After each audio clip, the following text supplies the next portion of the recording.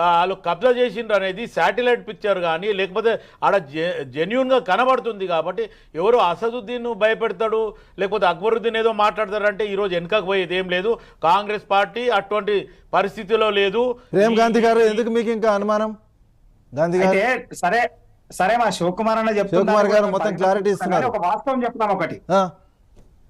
ఇప్పుడు నిజంగా కూడా అట్లా ఉంది అని అంటే లేదు ఇద్దరు కూడా ఫ్రెండ్లీ ప్రభుత్వం నడిపిస్తున్నారంటే అదే అక్బర్ అసదుద్దీన్ ఓవైసీ ఒక మాట అన్నాడు ఏమని, నెక్లెస్ రోడ్ కొట్టేసాయి, ఆ బుద్ధ భవన్ కొట్టేసాయి, తర్వాత జిహెచ్ఎంసీ స్టేట్ ఆఫీస్ కొట్టి జిహెచ్ఎంసీ ఆఫీస్ ఉన్న దగ్గర వాళ్ళ ఫౌంటైన్ చూసిన నేను అది తీసేయి, ప్రభుత్వ కార్యాలయాన్ని తీసేయి.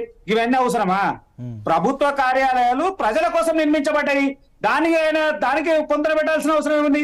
ఈయన సొంతంగా నింపుకోనికే కాలేజ్ పెట్టి కోట్లాది రూపాయలు సంపాదిస్తున్నటువంటి దాని మీద మాట్లాడితే ప్రభుత్వ స్థలాలన్నింటి కూడా బూచి చూపిస్తున్నాడు. మాకెవ్వరు కాదండి గాంధీ గారు, గాంధీ గారు ఇవన్నీ కూడా కొట్టాలంటుండు కదా. మాకెవ్వరు ఫోన్ కాల్ వచ్చినా మాకు జాన్తానని అంటున్నారు. ఇగో సార్ మాట్లాడేటప్పుడు అన్ని మాట్లాడతారు కానీ ప్రాక్టికల్ కి వచ్చే వరకు వేరుంటాయి. ఒకవేళ అట్లేమని ఉంటే నోటీస్ అన్ని ఇవ్వనండి, కనీసం నోటీస్ కూడా కదా. మాట వినండి.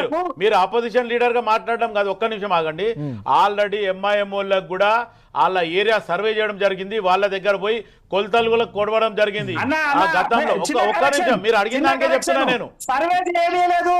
సర్వే చేయలేదు, అధికారులను అక్కడ ఓనియలేదు.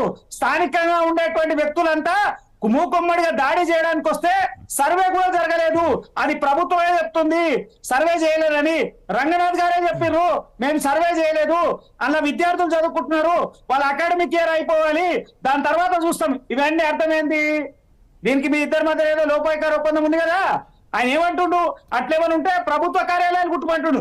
అరే ప్రభుత్వ కార్యాలయం ప్రజల కోసము ఏమన్నా వాళ్ళ సొంత అవసరాలు వాడుతున్నారా? ఒకవేళ సందర్భం వస్తే కూడా ప్రభుత్వ కార్యాలయాలు కులగొట్టాల్సిన అవసరం వస్తే కూడా ప్రభుత్వం కులగొడుతుంది. దానికి ఈయన బూచి చూపాల్సినటువంటి అవసరం ఏముంది? 100% అక్కడ సర్వే కూడా చేయనిస్తలేరు. కనీసం అక్కడ అధికారులు పోయేటువంటి పరిస్థితి లేదు. అంత భయంకరమైన భయభ్రాంతులకు గురి చేస్తుండ ఆయన.